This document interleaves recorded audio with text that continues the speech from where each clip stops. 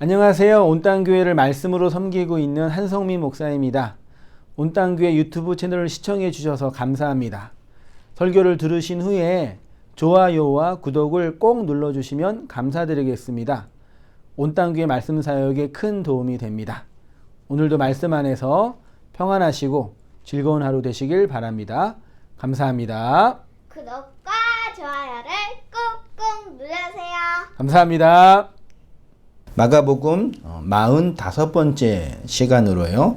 해산의 고통과 하늘의 전쟁, 휘포메노 에이스텔로스란 제목으로 8절부터 13절까지 말씀을 묵시 신학과 원문을 근거로 강론해 보도록 하겠습니다. 사실 마가복음 13장, 누가복음 21장, 마태복음 24장은 우리가 계속 다루었던 것처럼 복음서의 묵시록이라고, 복음서의 계시록이라 할 수 있을 만큼 계시록의 그 언어와 매우 비슷한 언어로 되어 있는데, 그래서 되게 종말론적인 관점으로 본문을 이해하려는 사람들이 많이 있는데, 그 종말론이 천년왕국을 살고 있는 성도의 현실이라는 걸 염두에 둔다면 그렇게 이제 어렵지 않게 본문을 해석하고 적용할 수 있을 것이라고 보여집니다.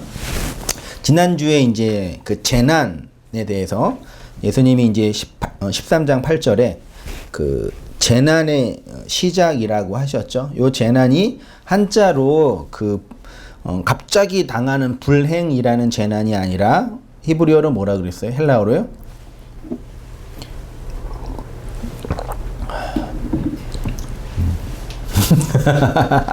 지난주 설교 끈에 제가 밑에 넣었네요. 제가 각주로 고딘이라는 단어로 썼지요. 이게 pain of labor, 그래서 애를 낳는 고통 혹은 그 노동의 고통, 그 정도로 번역할 수 있는데, 그걸 이제 재난이라는 그 한자로 번역을 해버려 가지고 마치 이제 종말의 때에 어떤 물리적인 지구 종말,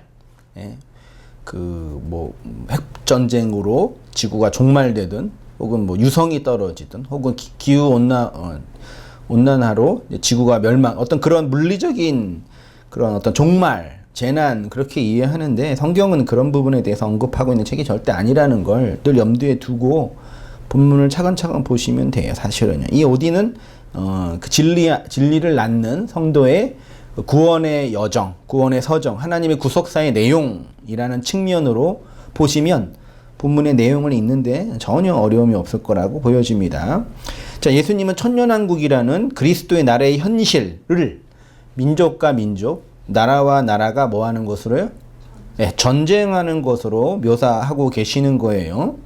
그것은 옛 성전이라는 이 성전을 무너뜨림으로 말미암아 하늘의 새 성전, 진리라는 새 성전을 우리를 통해 세우시겠다는 하나님의 구속의 경륜을 이러한 묵시적 언어로 표현하고 있는 거죠. 그렇기 때문에 그런 묵시적 언어에 대한 실제적 이해를 하고 있는 우리는 이 본문을 그런 물리적 종말론으로 볼 필요가 없는 거죠. 사실 우리는 늘 종말의 시대를 살고 있는 거잖아요.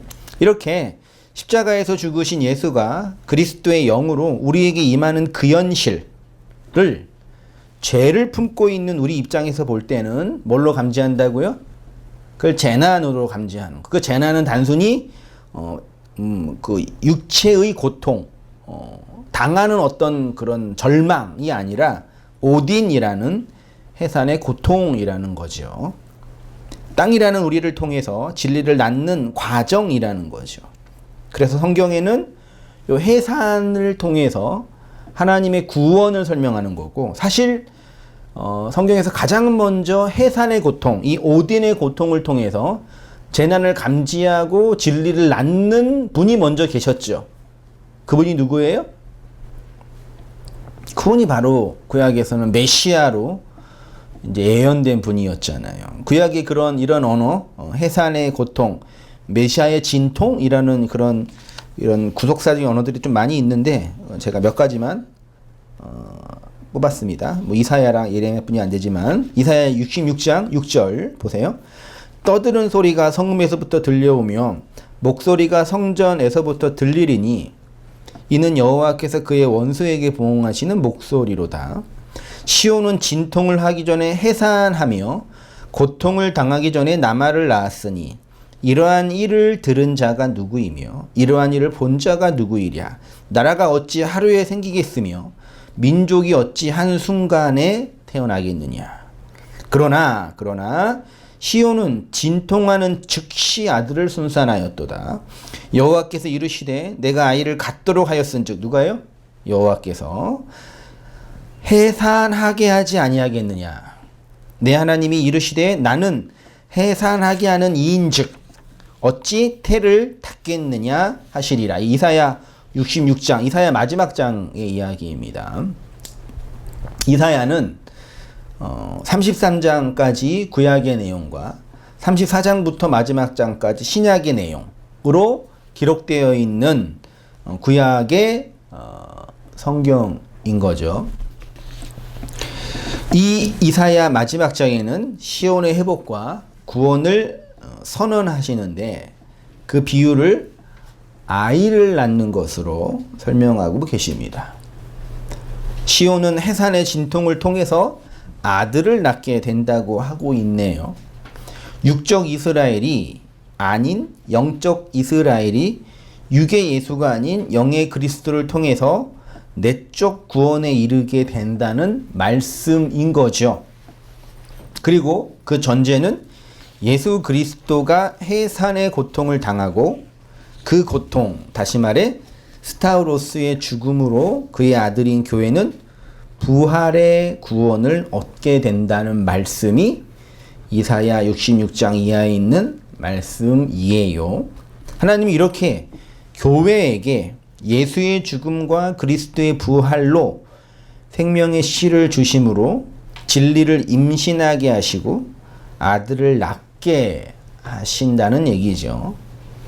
이러한 예수의 죽음과 해산의 고통 안에 누구의 죽음과 누구의 해산이 내포되어 있다고요?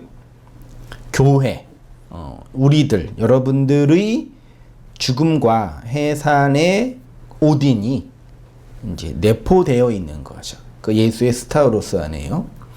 예레미야 22장 보세요. 레바논에 살면서 백향목에 깃들이는 자여, 여인이 해산하는 고통 같은 고통이 내게 임할 때 너의 가련함이 얼마나 심하랴. 요거는 예레미야는 이 말씀은 이제 레바논의 백향목으로 비교하면서 이스라엘 백성이 죄로 말미암아 이제 그 바벨론으로 끌려간 그 포로된 상태에 대한 어떤 예언적 말씀이기도 하는데, 그거를 어떻게 이제 표현하고 있냐면 시적으로 여인이 해산하는 고통 같은 고통이 내게 임한다 그랬죠. 그러니까 이 본문과 구절만 본다면 여기 고통으로 번역된 히브리어가 힐이라는 단어인데 이게 몸부림치다, 괴로워하다, 뭐 여인이 아이를 낳을 때 온몸이 뒤틀려지고 온 뼈가 으스러져서 아이를 낳는 그 고통을 이제 비유해서 말씀하는 거지. 그만큼 이스라엘 백성이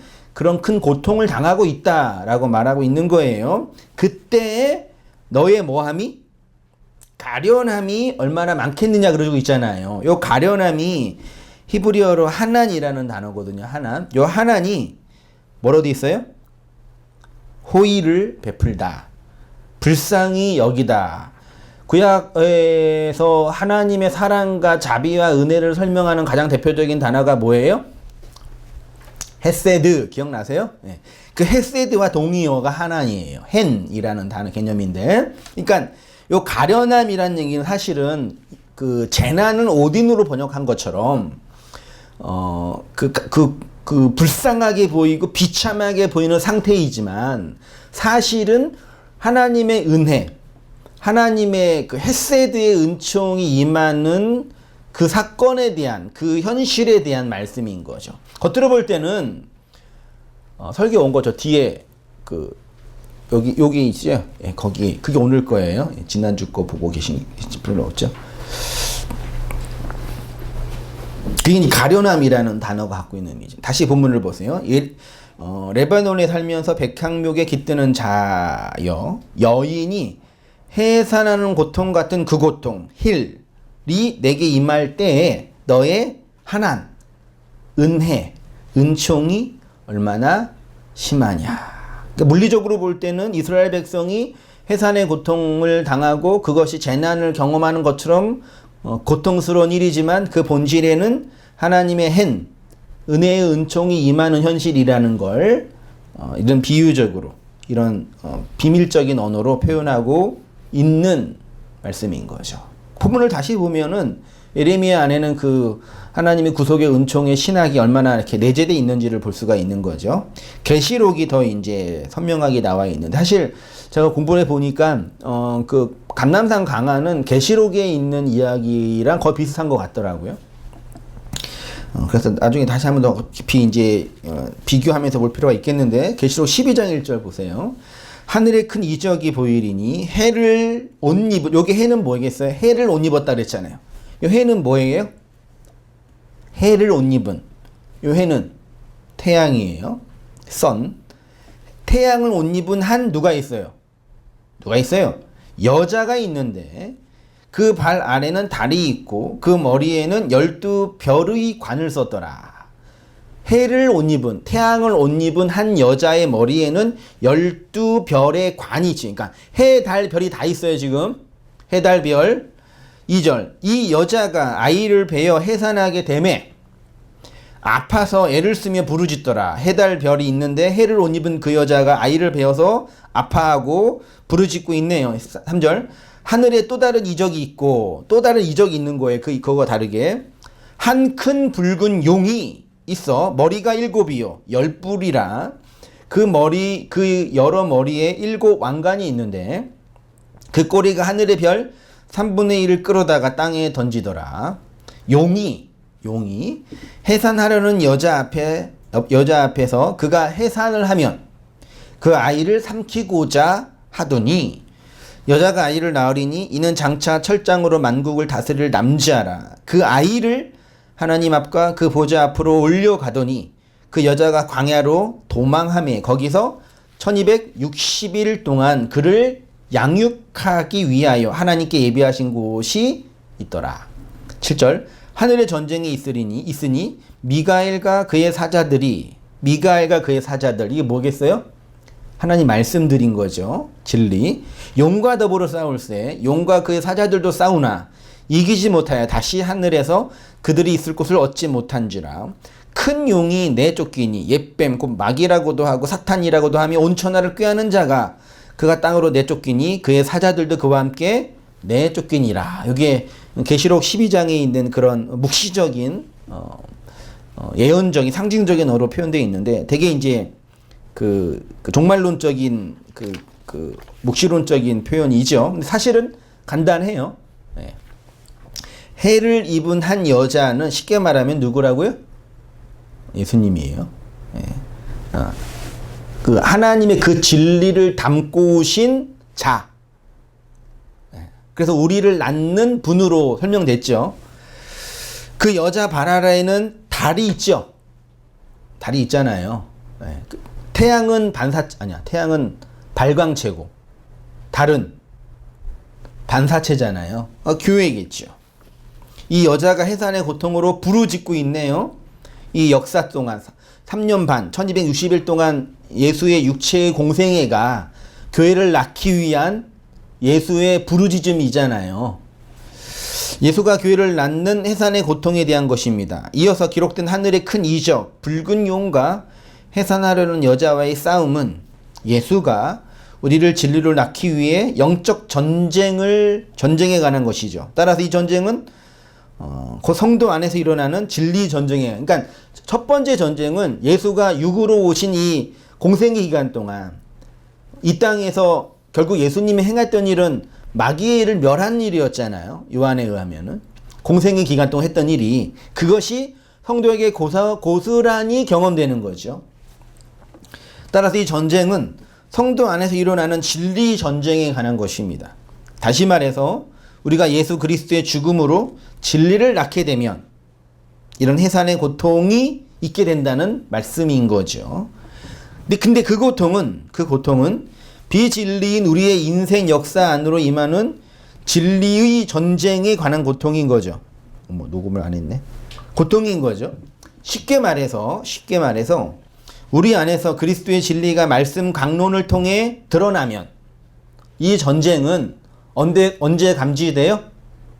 율법을 지키고 물리적으로 어떤 일을 열심히 하고 안 하고 그런 일을 통해서 감지되는 일이 아니라 우리 안에서 그리스도의 진리가 말씀을 통해 드러나면, 진리를 통해 드러나면 붉은 용으로 살고 있는 나를 폭로하는 말씀의 사역이 된다는 얘기죠.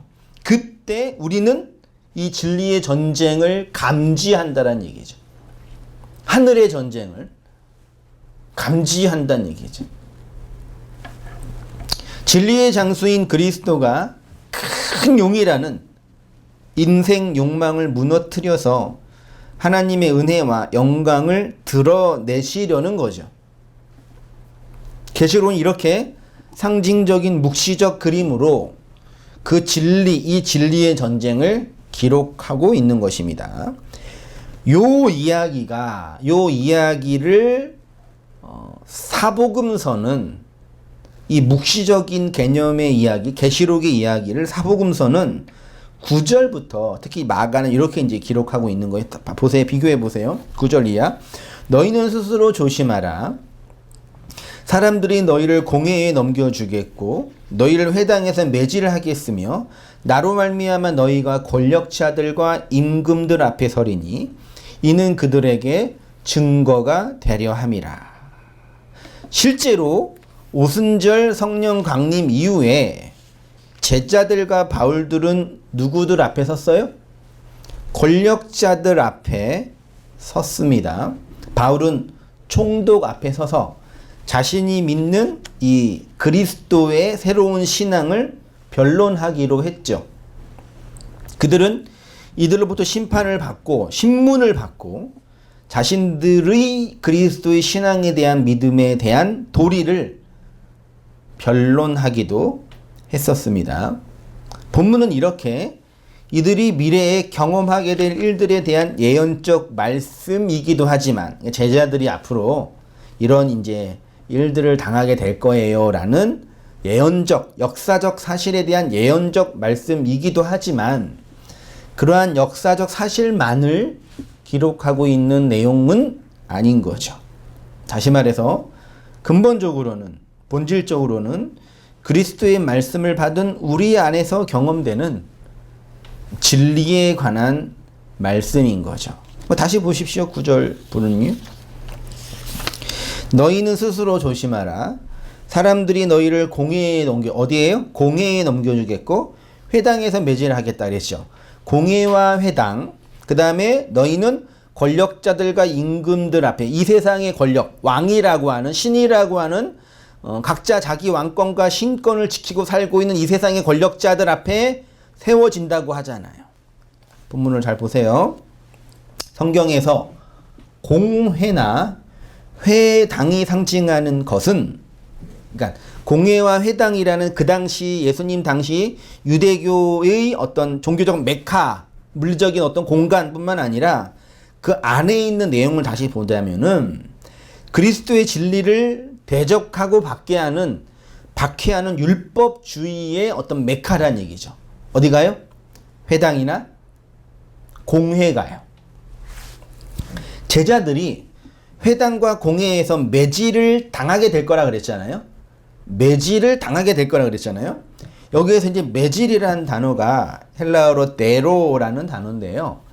요 데로의 기본적인 뜻이 치다, 때리다, 뭐 이런 뜻입니다. 단순히 그냥 본문을 보면은 너희가 회당과 공회에서 매질을 이렇게 때림을 당하게 될 거다라는 말씀 정도로만 볼 수 있는데 이 매질이란 대로를 제의적으로 사용될 때 구약의 제의적으로 사용될 때 어떻게 표현됐냐면은 희생 제물의 가죽을 벗긴다라는 뜻으로 이 대로가 사용이 된 거예요. 구약의 제사 제도 희생 제물을 드릴 때는 양이나 양 가죽을 뭐 했어요? 1차적으로 죽이고 벗기고 발골한 다음에 드렸잖아요. 태워서. 그때 매질을 한다는 개념이 희생 제물의 가죽을 벗긴다라는 뜻이에요. 그러면 이 단어로 다시 본문을 보면은 사람들이 너희를 그리스도의 그 진리를 받은 제자들, 사도들인 너희를 공회 혹은 회당으로 아포디돔이 넘겨주겠고, 또 사람이라는 단어도 아예 없습니다. 너희가 넘겨지겠고, 너희는 그 회당에서 대로 가죽의 벗겨짐을 당한다라는 뜻이죠. 느낌이 오시지 않나요? 예수님 당시 율법주의가 그렇게 예수와 그의 제자들을 때려서 자신들의 죄와 악이 폭로된 거죠. 예수님이 왜 죽으셨어요? 오늘날로 말하면 사회적이고 민법적이고 형법적인 죄를 범했어요? 아니죠. 제자들이 왜 그렇게 죽임을 당하거나 혹은 그렇게 맞았어요? 사도가 왜 총독들 앞에 서면서 그렇게 매질을 당했어요? 물리적이고 윤리적인 어떤 이 시대의 죄를 범했기 때문이 아닌 거죠. 그들이 당했던 모든 고난의 본질은 윤리적이고 사회적인 어떤 형법을 어겼기 때문이 아니라 근본적으로 본다면 율법주의에 의해서 죽임을 당한 거예요. 율법주의라는 그 당시의 행태에 의해서 매질을 당한 거라고요. 다른 말로 한다면 그들은 그들의 율법을 폭로하고 드러낸 스타우로스가 된 거죠. 예수님이 십자가상에 세워진 사건은 단순히 그 당시에 어떤 폭력과 어떤 죄를 범한 사건이기 때문이 아니라 인간 안에 있는 인간의 그 율법 행함, 자기 의와 자기성 쌓기의 어떤 그 왕권을 지키기 위한 인간의 폭력성을 폭로한 사건이란 얘기죠. 뭐가? 스타우로스가.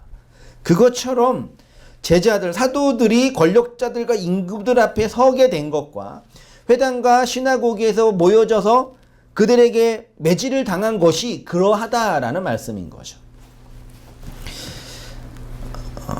예수님 당시 율법주의가 그렇게 예수와 그의 제자들을 때려 자신들의 악이 폭로된 것이죠. 그리고 그것은 그리스도의 그 진리를 증언하려는 권력자들과 임금들 앞에서 증언하는 일이기도 하였던 것이죠. 너희가 권력자들과 임금들 앞에 서리라 라고 하셨는데요. 서다가 히브리어로 히스템이에요. 미래 수동태로 되어 있으니까 세워지게 될 것이다. 그리고 원문에는 사람들이란 단어도 아예 없어요. 조심하라는 얘기는 블레포거든요. 너희는, 그러니까 이 본문을, 그러니까 조심하라 그럼 또 안 되죠. 왜요? 어차피 제자들은 체포를 당해요, 안 당해요? 당하죠. 맞아요, 안 맞아요? 맞죠. 심지어는 순교도 당하잖아요. 그럼 조심하라 할 필요 없죠. 조심하라는 얘기는 도망가거나 피하라는 의미가 내포되어 있는 거잖아요. 야, 앞으로 너희들 이제 사람들이 널 체포할 거야. 그럼 맞고 심지어 너희가 살해당할 수 있으니까 조심해 라는 얘기 뭐예요? 피해가라 그 뜻이잖아요. 이해되시죠? 근데 그러니까 조심하라고 번역할 필요가 없는 거죠. 왜냐하면 제자들은 그렇게 고난을 당할 수밖에 없는 존재들이었으니까. 그러니까 조심하라가 아니라 블레포에, 그러니까 알아라. 너희는 좀 알아야 되겠다 그 뜻이에요, 사실은요. 이걸 조심하라고 번역해버렸으니까. 너희는 알게 될 거야. 알아라. 뭘 알아라? 사람들이란 얘기는 없고 너희가 넘겨지게 될 거야. 됐죠? 그러면 결국은 예수를 십자가로 스타로스로 넘겨진 그 실체는, 주체는 누구예요? 유대인들, 로마인들이에요? 예수가 십자가로 넘겨졌잖아요. 누가 넘겼어요? 하나님이 넘긴 거잖아요. 그치요? 그러면 제자들을 그 회당과 공회로 넘겨지게 한 그 주체는 누구예요? 하나님인 거죠. 더 엄밀하게 말하면 그들 안에 있는 그 진리가 그들로 하여금 넘겨지게 한 거죠. 이해되시죠? 그러니까 사람들이란 단어는 원문에 없어요. 3인칭 단수 복수로 되어 있거든요. 3인칭 복수로 되어 있거든요. 그러니까 너희는 공회에 아포디돔이 넘겨지게 될 것이다. 됐죠? 너희는 회당에서 매질을 당하게 될 것이다. 그리고 권력자들과 임금들, 당시의 그 임금들에게 시스템이 세워지게 될 것이다. 왜요? 그들에게 뭘 삼으려고요? 증거가 되려고. 진리의 증거가 되려고.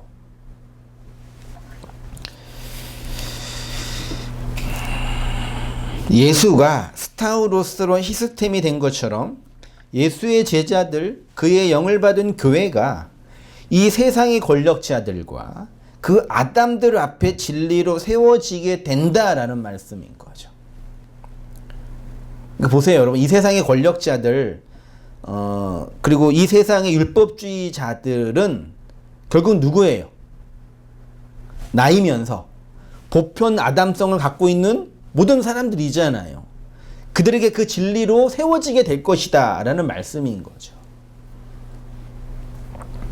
그냥 나중에 권력을 갖고 있는 자들이나 유대인들한테 얘네가 그 살해를 당하고 그 고통을 당하고 고난을 당한다는 그런 물리적인 예언이 아니라, 그 다음에 10절을 보세요. 이렇게 되는데 증거를 대려 함인데 그 전제가 뭐냐면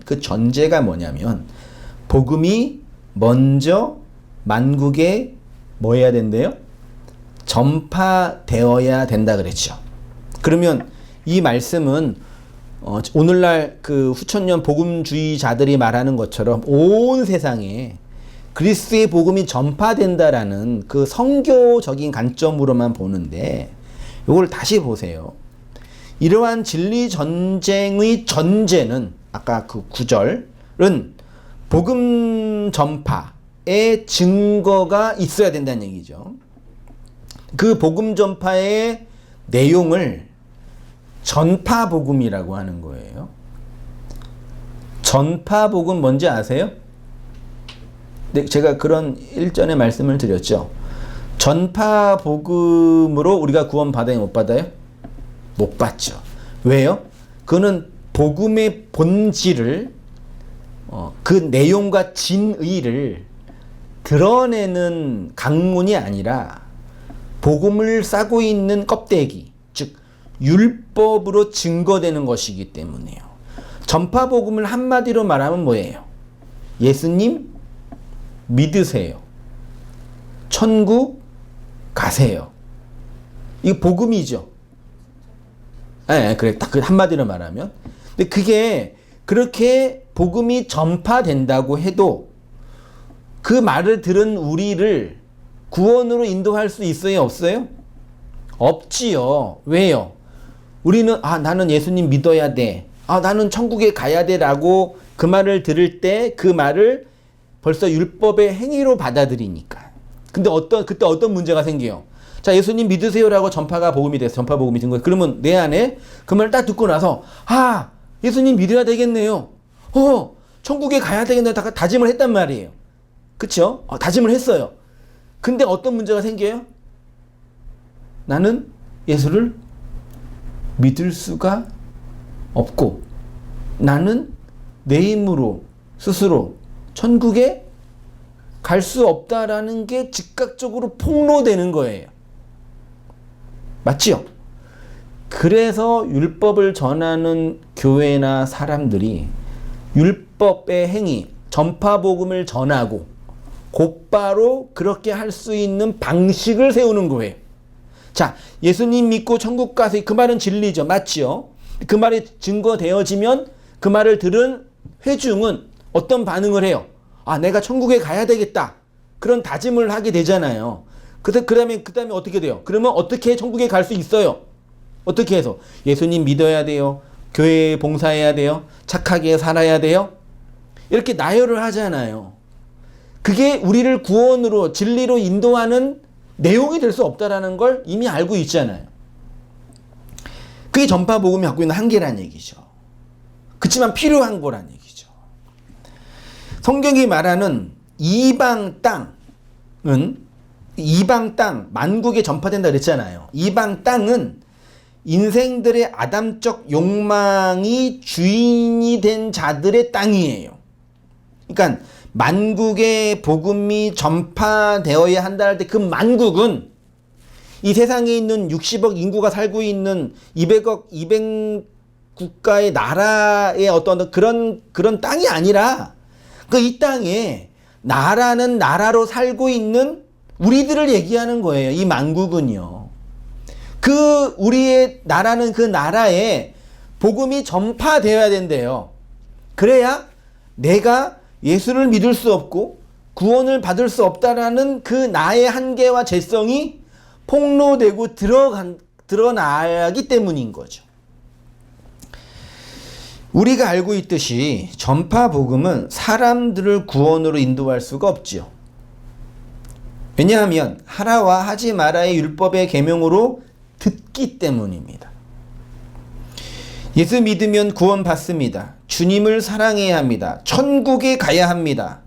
이런 식의 율법 복음이 선포되면 우리는 곧바로 그렇게 할 수 없는 자라는 것이 폭로돼요.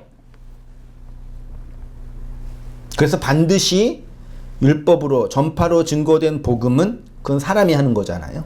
복음은 그 영이, 그리스도의 그 영이 그 진리의 진리를 강론하고 드러내게 하는 그 영의 말씀으로 증거되지 않으면 우리를 얽매이게 하는 율법의 한 부분이 될 수밖에 없는 거죠. 이런 식의 율법 복음이 선포되면 우리는 그렇게 할 수 없는 자라는 것이 폭로될 뿐인 거죠. 그렇게 전파 복음이 선포되면 그 안에 있는 이 전파 복음의 반대의 복음을 쓸 게 없어. 내가 그냥 말씀 복음이라고 그냥 썼어요. 그냥 갖다 붙일 게 없어가지고 용어가 뭐 영의 복음 비웃지 마세요. 뭐 다른 용어 있나요? 그런 용어를 만드는 게 또 신학자의 일이긴 한데 뭐 좋은 게 있으면 또 해보죠. 아무튼 그 전파 복음이 선포되면 그 안에 있는 말씀 복음이 진리의 영으로 주의 교회 안에 임하게 되는 거죠. 그 말씀의 그 진의, 하나님의 마음이라는 그 내용이 우리 안에서 드러나는 거죠. 그거를 이제 해석하기 위해서는 진리가 해석이 된다라고 표현해요. 그래서 신학적인 관점이 아니더라도 그 해석의 신이 있죠.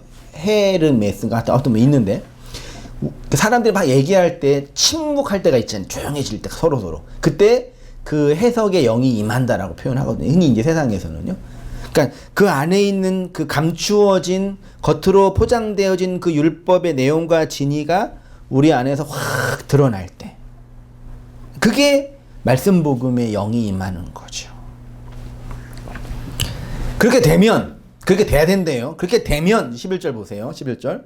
사람들이 그렇게 되면 너희를 끌어다가 넘겨줄 때 이제 제자들을 사도들을 끌어다가 넘겨준대요. 어디로요? 넘겨준대요. 그 다음 또 웃기죠. 넘겨준대잖아요. 그러면 이제 어딘가 넘겨주면 이제 죽은 거잖아요. 그때 이제 예수님이 뭐라 그래요? 죽음을 두려워하지 말라. 이렇게 하지 않고 뭐예요? 무슨 말을 할지 염려한. 그러니까 말이 나오는 거예요. 너희를 그 율법으로 진리로 넘겨주게 되면 너희는 뭐 하게 된다? 말하게 된다. 맞잖아요. 말하게 된다. 그 말은 너희의 그 말이 아니라 내가 영으로 하는 말이다. 라고 하는 거예요. 원문에는 사람들이라는 단어는 아예 없습니다. 그러니까 벌써 이걸 다 3인칭 복수를 다 사람들이라고 번역을 해버려가지고 어떤 너희 말고 힘센 권력자들이 너희를 잡아다가 끌고 갈 거다라고 얘기하는데 제자들이나 사도나 예수님은 어떤 큰 권력자, 자기보다 힘센 권력자들에 의해서 끌려간 게 아니에요, 사실은요. 그렇죠?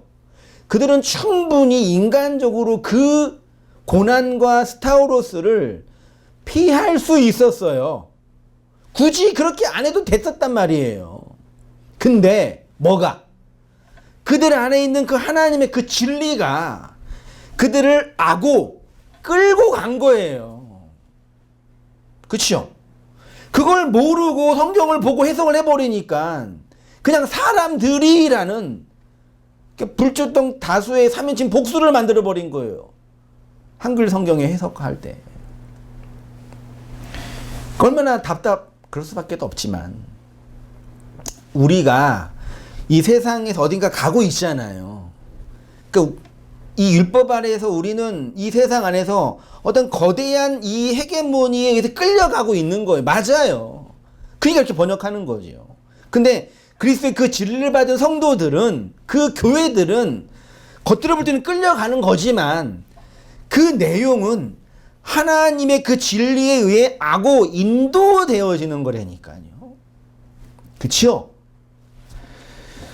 그러니까 그들이 너희를 인도하여 넘겨줄 때 그들은 어떤 3인칭 단수의 대중들이 아니라 그들 안에 있는 그 진리가 그들을 넘겨줄 때에 하늘의 영적 전쟁을 통해서 그리스도의 그 나라가 된 교회, 그래서 그 진리의 복음이 된 그 교회가 이제 이방의 땅으로 넘겨질 때에 그 얘기하는 거예요. 그 이방의 땅, 만국, 아담의 선악과를 먹고 태어난 모든 인생들의 자기성 나라의 그 만국 넘겨질 때에 그때 너희가 건네받은 그 영을 말하게 되리라 라는 말씀인 거죠. 그러니까 이거를 그냥 아주 진짜 그 유치원식의 해석으로 제자들이 이게 그 넘겨져서 이제 그 순교의 길을 가거나 고난 받을 때 무슨 말 할까 걱정하지 마. 다 니네 하나님이 영이 해줄. 그렇게 말도 안 되게 이해하면 말이 안 되는 거죠. 참 안타까워요.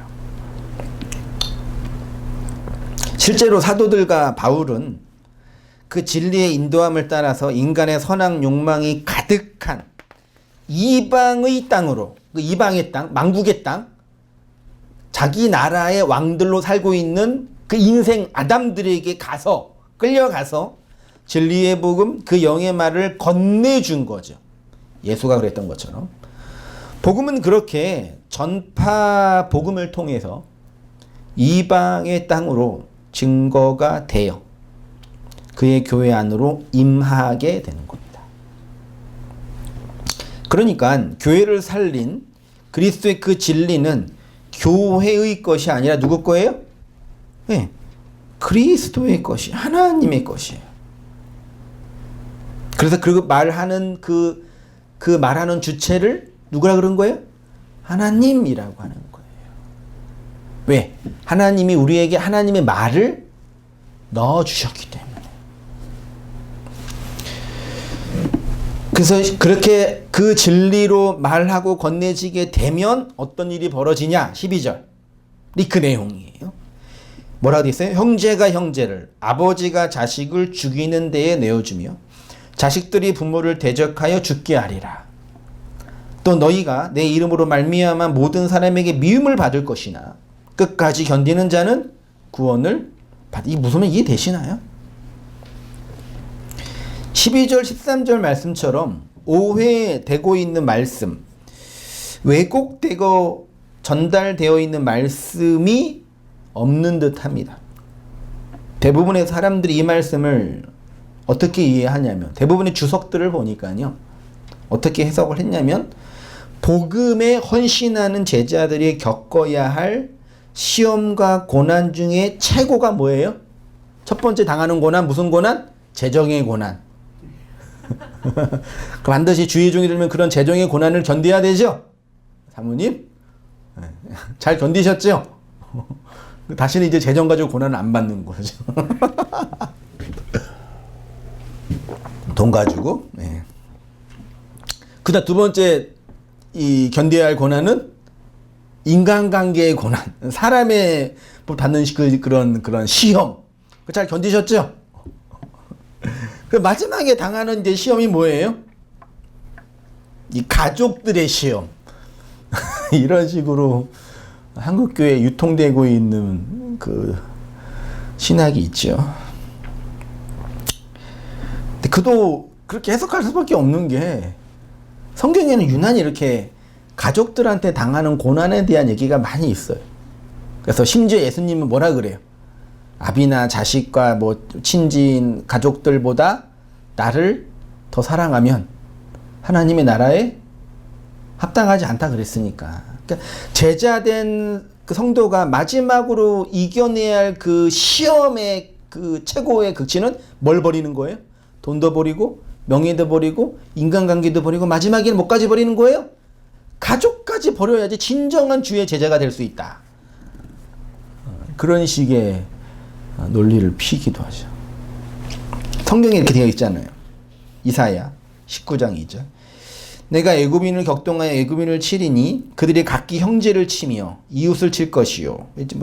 형제와 형제가 서로 싸운대요. 미가서 7장.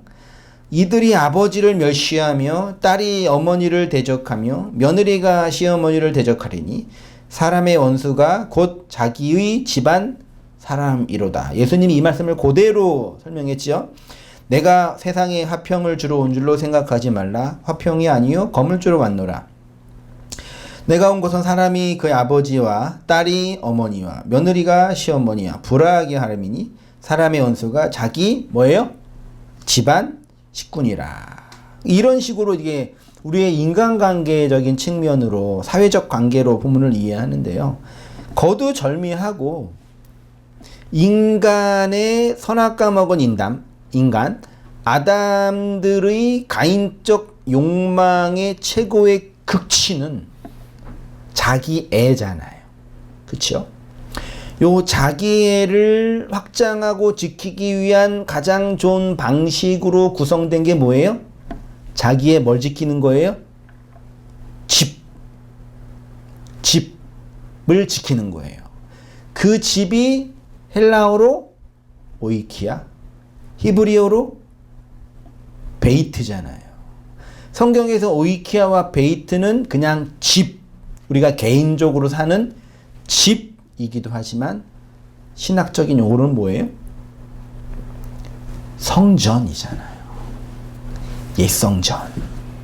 그러니까 선악과 먹은 인간이 자기 애로 자기를 지키는 최후의 마지노선은 자기 성전을 지키는 방식이죠.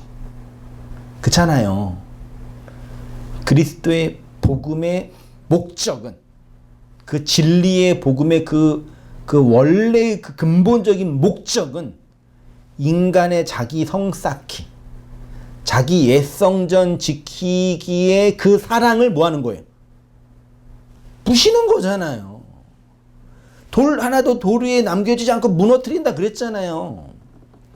그러니까 성경에서 가족을 사랑하고 뭐 이런 거는 그냥 너와 나의 인간적인 가족 관계를 설명하는 게 아니라 그걸로 구성되어 있는 자기 성, 옛 성전, 이 아래의 율법 성전을 지키기 위한 모든 인간의 태도를 그렇게 포괄적으로 설명하는 거예요.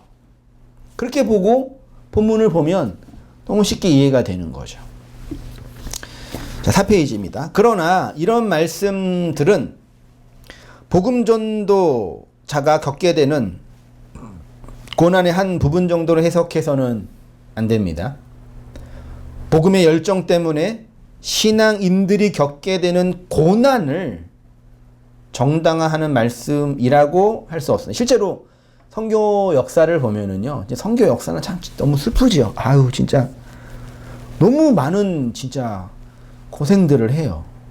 실제로 우리나라 그 언더우드 같은 그 미국의 선교사들이 한국에 왔을 때 우리나라 그 외국인 선교사 무덤 있죠, 양아진. 거기에 선교사와 선교사 부인만 있는 게 누구도 있어요. 애기들 다 있어요. 부모가 죽으면 다 죽는 거잖아요. 그래서 이게 이런 말씀에 대한 어떤 적용이라고 이제 얘기하는 거죠. 참 슬프죠.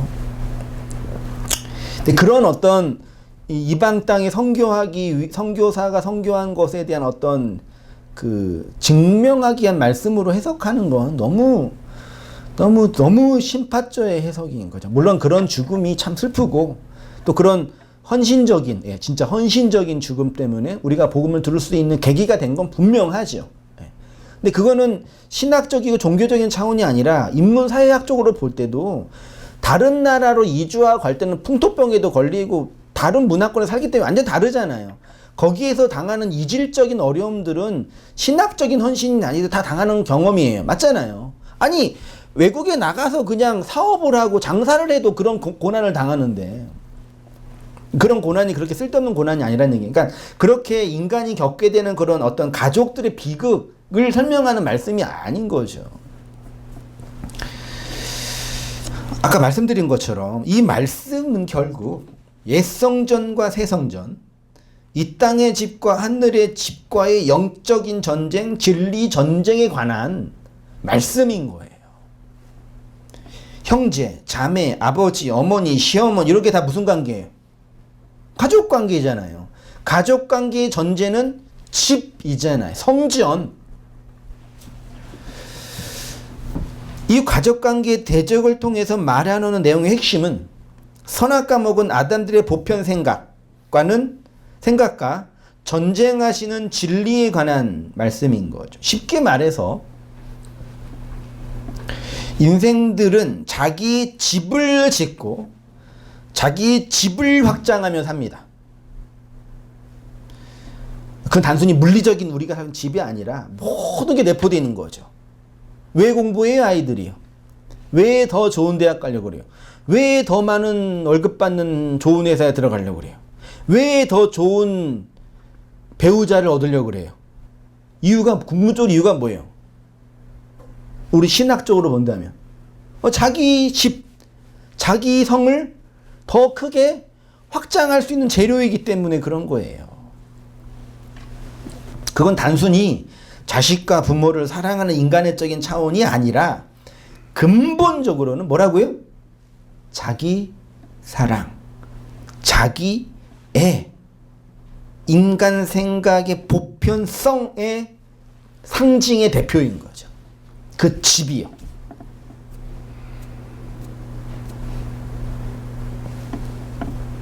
그리스도의 그 진리는 인간의 그 자기 사랑의 극치인 자기 집, 다른 말로 자기 성전 쌓는 인간의 그 행위를 뭐 한다고요? 반드시 돌 하나도 돌 위에 남겨지지 않고 다 무너뜨리신다는 얘기예요. 그게 다 구약의 예레미야나 이사야의 예언이었고 예수님의 사역이었고 제자들의 사역이고 계시록의 얘기인 거예요. 그래서 예수님 이렇게 말했죠. 누구든지 하늘에 계신 내 아버지의 뜻대로 행하는 자가 내 형제요, 내 자매요, 내 집안이다. 내 성전이다. 라고 말한 거죠. 그리고 이제 마지막에 이렇게 말합니다. 13절에 또 너희가 내 이름으로 말미암아 모든 사람에게 미움을 받을 것이나 뭐하래요? 끝까지 견디는 자는 뭘 받는데요? 구원을 받으리라. 원문에는 너희가 미움을 받을 것이다. 그쵸? 미움. 어디에? 율법의 세상. 자기 성전 지키려는 이 세상에서 그 성전 파괴시키라고 말하는 그 제자들을 향하여 뭘 받는다고요? 미움을 받잖아요. 그 내용과 이유에 대해서 본문이 말하고 있는데 모든 사람에게가 원문으로 보면은 휘포파스예요. 그러니까 파스는 뭐예요? 이게 모든이라는 단어예요. 그러니까 원래 부사나 형용사로 사용되죠. 그러니까 요 파스를 한글 성경은 모든 사람으로 번역을 했어요. 그 다음에 휘포는 뭐예요? 전치사. 어디? 아래. 그러니까 직역을 하면 모든 것 아래에 이 뜻이에요. 성경에서 휘포, 그러니까 파스라는 개념. 하나님이 이 세상 모든 것으로 주신 것, 그게 뭐예요? 그쵸. 코스모스의 세상에 하나님이 차서와 순서와 시간으로 모든 걸 줬잖아요. 그걸 한마디로 말하면 율법이라고 우리가 정했잖아요. 그러니까 그리스도의 진리로 자기 집이 무너져 그리스도의 집으로 다시 세워진 제자들은 반드시 이 율법의 세상, 이 모든 세상으로부터 뭘 받아요? 미움을 받는 거죠. 그래서 다음 구절인 그런 세상 아래에서 뭐 하는 자? 끝까지 견디는 자. 견디다가 헬라어로 뭐라고요? 휘포메노. 이걸 인내하다로 번역을 했네, 흔히. 예. 끝까지 견디는 자가 구원을 받게 된다라고 말하고 있죠. 이것도 약간 오해되고 있는 말씀 중에 하나죠. 원문으로 보면은 휘포메노 에이스 텔로스 후토스 소조예요. 그러니까 소조가 구원이고 끝까지는 에이스 텔로스예요. 텔로스는 뭐예요? 이게 끝이라고 번역된 단어인데 텔로스 많이 공부했잖아요. 온전, 완전, 종결, 성숙 이런 거죠. 그러니까 예수 그리스도가 율법의 세상에 오셔가지고 완성하려는 목적이 있었죠. 그 완성을 텔로스라고 했고, 요거를 이제 또 나는 뭐 조세, 세금으로도 번역을 했어요. 그게 텔로스고, 에이스는 전치사야. 어디까지니까. 그래서 완성을 향하여, 에이스, 완성, 텔로스로 향하는 휘포메노, 인내하는 자에게 소우죠, 구원이 임한다. 이것이 내가 인내의 요거는 끝까지 견디는 자, 어떤 어려움과 그렇죠, 제자들 이런 어려움과 고난 당했으니까 이런 어려움과 고난이 와도 끝까지 견디는 자가 구원받는다는 게 아니라 그것도 우리가 견디는 게 아니니까. 휘포메노 에이스 텔로스는 예수가 스타우로스에서 완성된 그 종결과 끝을 향해서, 그렇죠? 그 완성은 누가 하신 거예요? 예수가 십자가에서 테텔레스 타이라고 완성하셨잖아요. 다 이루셨잖아요. 그 에이스 텔로스를 향하여 휘포메노 견디는 자에게 하나님의 구원이 임한다.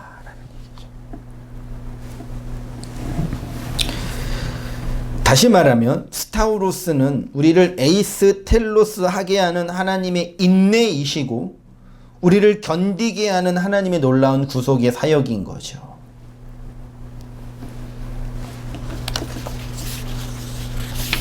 그래서 13절 마지막에